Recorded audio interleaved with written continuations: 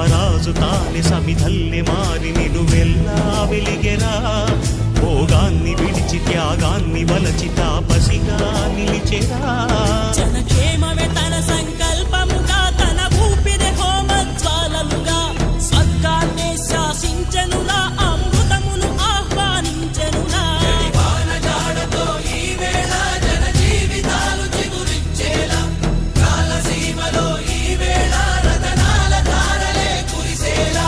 కల్లు కల్లు మని సిరిమూవల్లే చినుకే చేరగా, జల్లు జల్లు మని పులకింతల్లు పుడమే పాడగా, హరివిల్లు ఎత్తి కరిమబ్బు వాన బాణాలే వేయని, నిలువెల్ల మంచు వడగళ్ళు తాకి కడగళ్ళే తీరని.